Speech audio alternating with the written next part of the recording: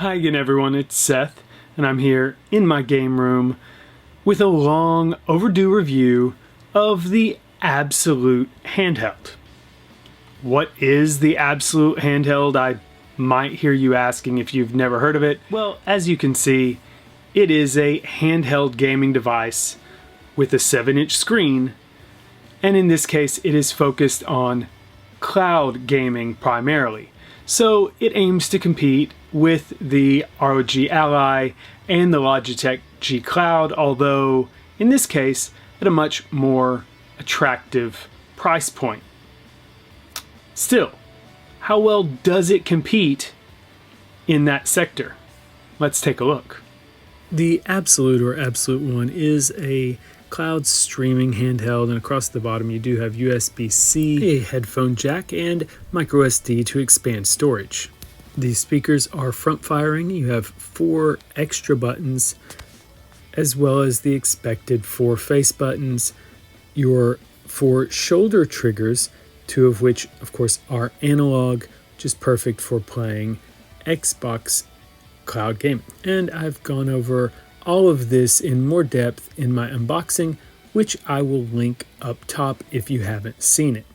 But from there, I just want to jump into some cloud gaming. I'm going to start with Steam, and I'm playing Bioshock Infinite here. Now, of course, as this is running from Steam, the game is actually running on my desktop, which is in another room here in my house.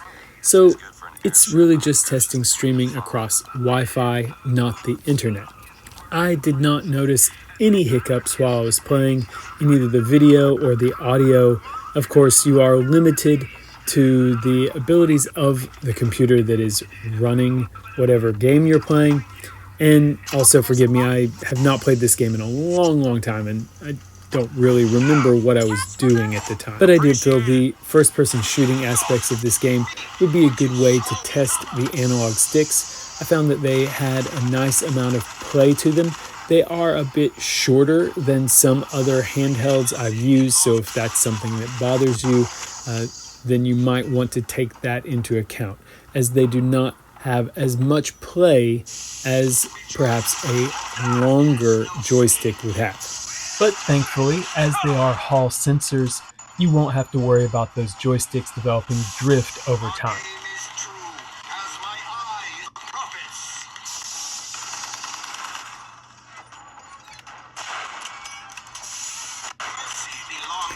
And now, perhaps it's a bit silly, but I saw it installed there on my Steam, so I thought, why not give the old Duke Nukem 3D a try?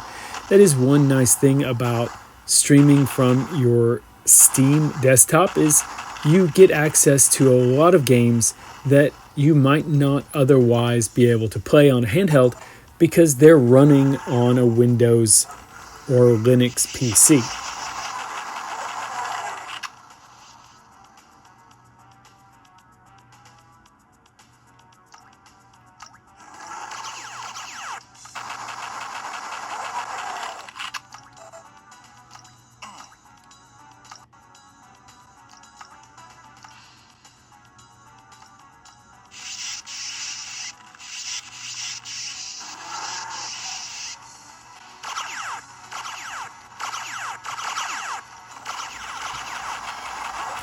One nice thing about a cloud streaming handheld like this is that, of course, you're not limited to the location where you might have your TV or your Xbox. So I thought, what a great opportunity to test out some Starfield in bed.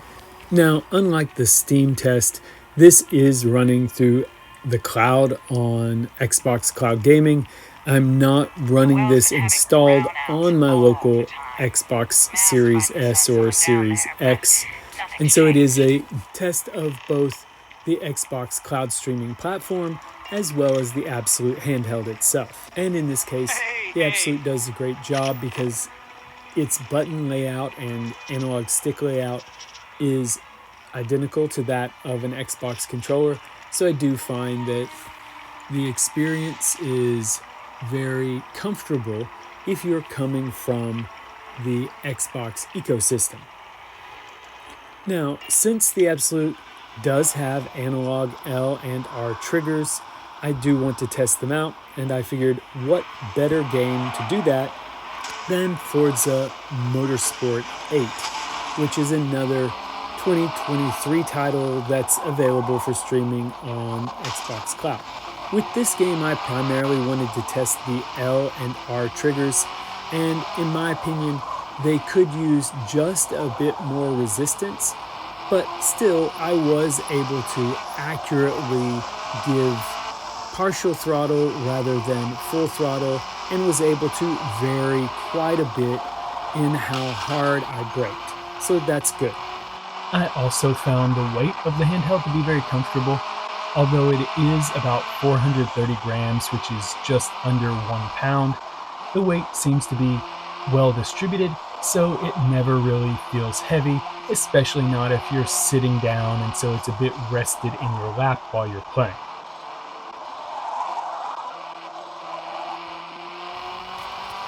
As with any handheld, you may want to take it outdoors or traveling with you, and so I did exactly that.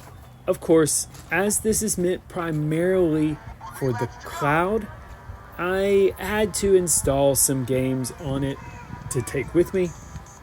In this case, I am playing a bit of PlayStation Portable, and I'll talk more about emulation at the end of the review. However, I did set my phone up as a hotspot and tested cloud gaming with that. And as you can see here, I'm playing Forza Horizon 5, and there is a bit of stuttering, but really that's just a factor of my mobile data connection. I do want to point out though that the screen is quite bright even outdoors in daylight, and that's really great.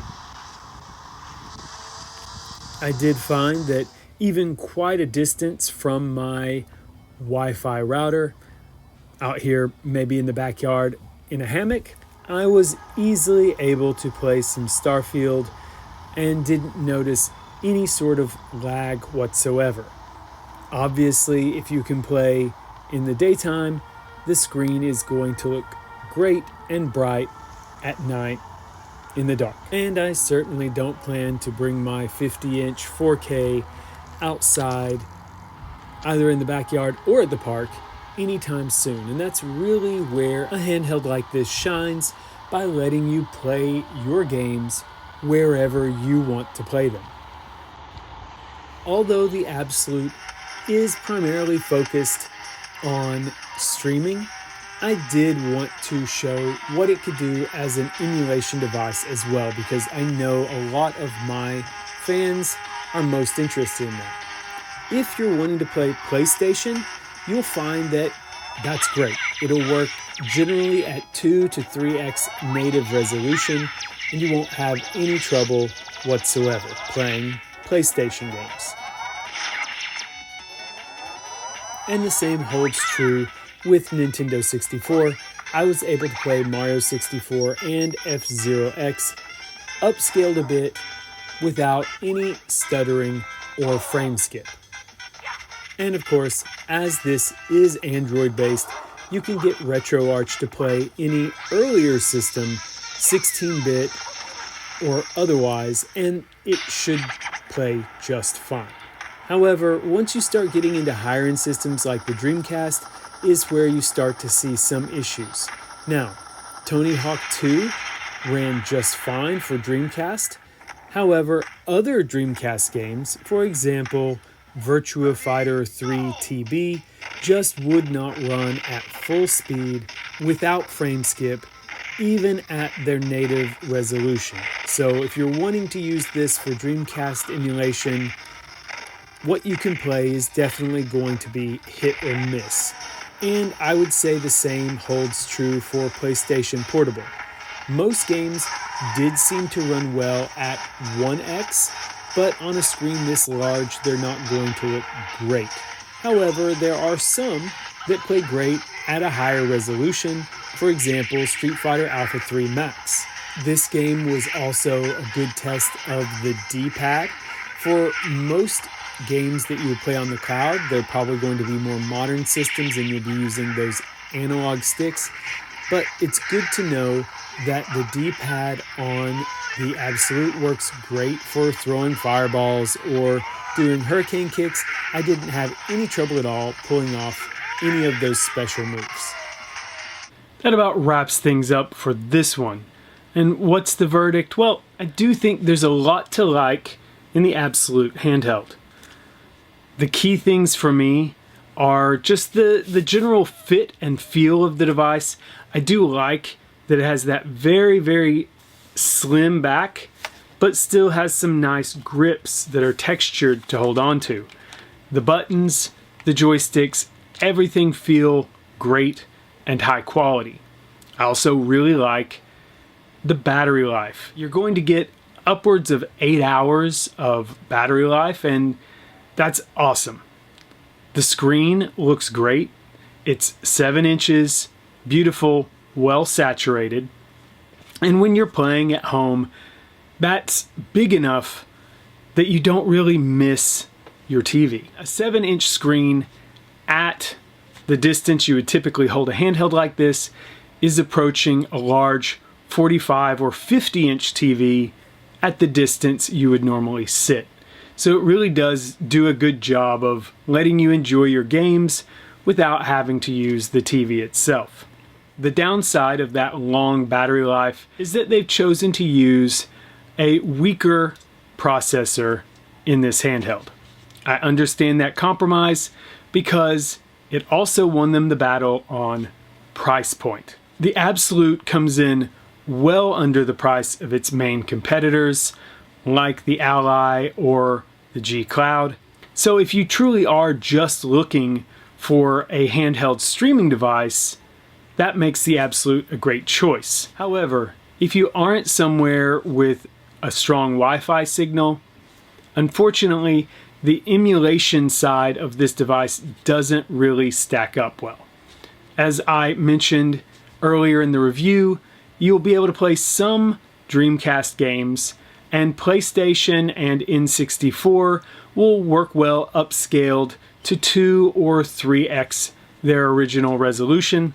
However, you really won't be able to do anything beyond that. The PS2, certainly anything like Wii or Switch, are well out of the realm of possibility. I think it's an attractive compromise to be able to get a well-built device that does one thing very well, and that is game streaming. At a very affordable price point, starting at around $229. You would have to spend almost double that for something like the Logitech G Cloud. My recommendation would simply be that if you're looking for a very affordable handheld cloud gaming device with a nice big 7-inch screen, good controls, that is solidly built with all of the functionality you want, like analog shoulder triggers, then this is a good buy. However, if you're also looking for something that's more high-powered for Android gaming or high-end emulation, then you would want to look elsewhere. That does it for me for this one, and until next time, just keep gaming.